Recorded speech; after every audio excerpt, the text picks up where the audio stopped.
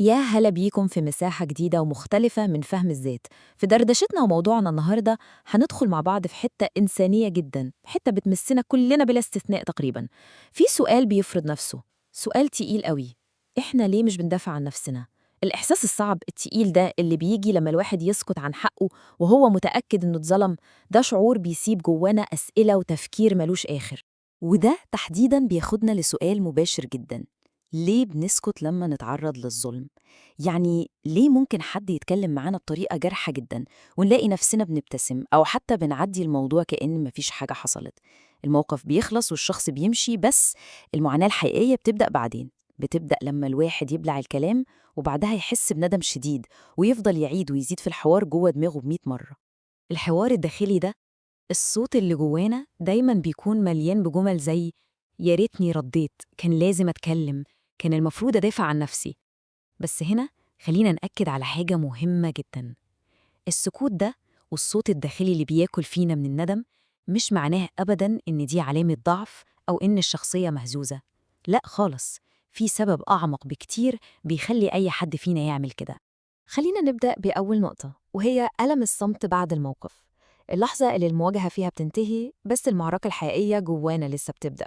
في كل مرة الواحد بيختار يسكت فيها، في جزء جواه بيحس إنه اتساب، إنه اتخذل. والإحساس ده صدقوني أصعب بكتير من الموقف نفسه، لأنه خذلان للنفس.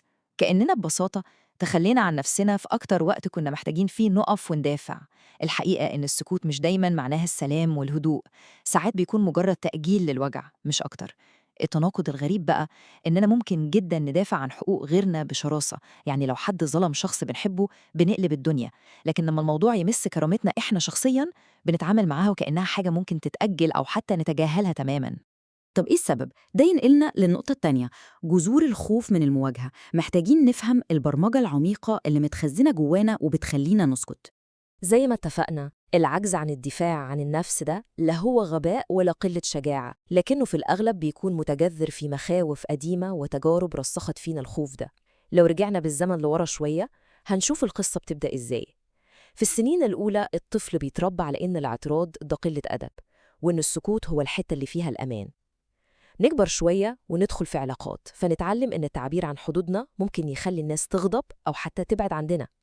ولحد النهاردة في الحاضر بقى، الجسم اتبرمج إنه يقفل الصوت تلقائياً وقت أي خلاف، كطريقة عشان ينجو ويحمي نفسه من أي صدام متوقع. وعشان كده ضروري جدا نفهم حاجة علمية اسمها استجابة التجمد أو استجابة الفريز. دي ببساطة رد فعل لا إرادي لخطر العقل بيحس بيه. بيخلي الواحد يتجمد تماماً، جسمانياً وكلامياً. بيلاقي نفسه مش قادر ينطق بالرد اللي بيكون ويا للمفارقة حاضر واضح جداً جوه دماغه وقتها. دي آلية بقاء، يعني فقدان الصوت في لحظة التوتر والضغط العالي ده شيء طبيعي جداً جداً. الجسم بيعمله كطريقة دفاعية عشان يتفادى الخطر. طيب إزاي نعرف إننا بنعمل كده؟ خلينا نروح للنقطة الثالثة: علامات التنازل عن الحقوق. إزاي نقدر نكتشف الاستسلام الهادي ده في تصرفاتنا؟ مهم جدا ناخد بالنا من العلامات دي في تفاصيل حياتنا اليومية، مش عشان نجلد نفسنا، لأ، بس عشان نكون واعيين أكتر.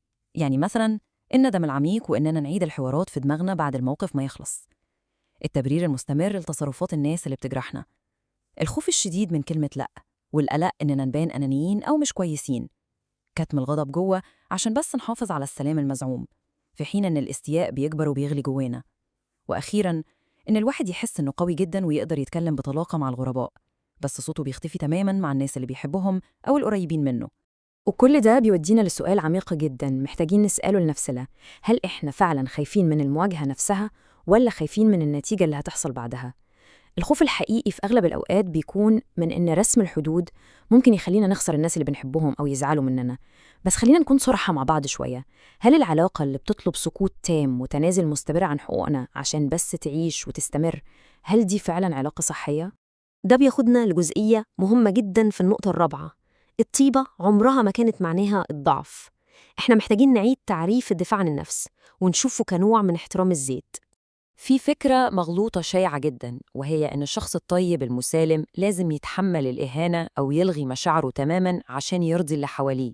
الفكرة دي لازم تتنسف وتتصلح. في فرق كبير كبير جداً لازم نفهمه. الدفاع عن النفس معناه إننا نحط حدود واضحة، نتكلم بوضوح وهدوء ونحمي كرامتنا. في المقابل الهجوم ده حاجة تانية خالص. الهجوم معناه صراخ، خناق، ومحاولة أذية الشخص التاني بقسوة. الدفاع عن النفس عمره ما كان هجوم. ممكن جدا الواحد يكون طيب ومحترم وقوي في نفس الوقت.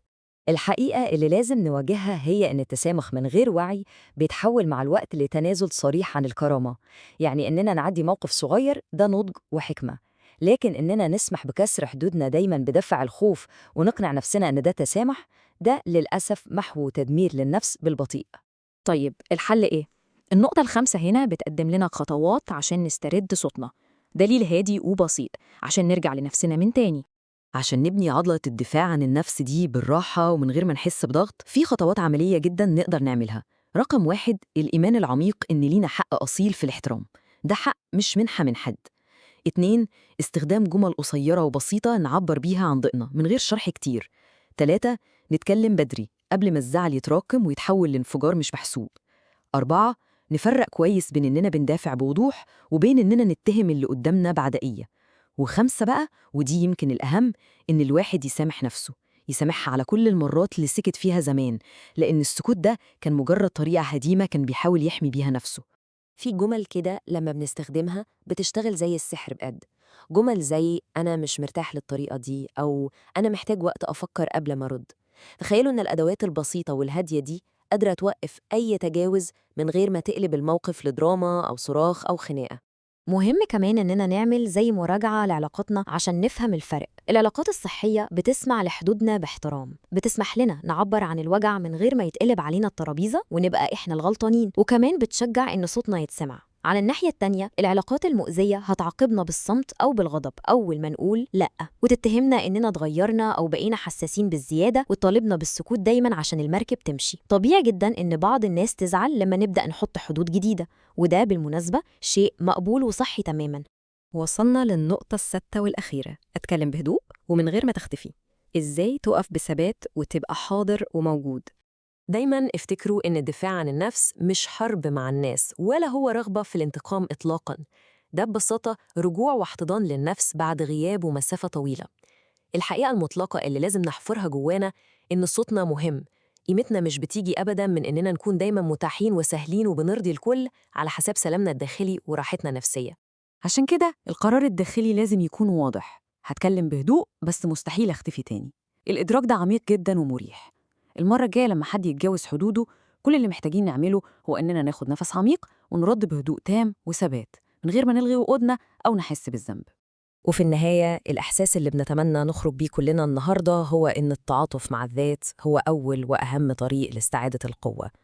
شكراً إنكم شاركتونا مساحة التأمل دي، ودايماً افتكروا شعارنا في فهم الذات: نحن لا نحكم على أنفسنا، نحن نحاول أن نفهمها.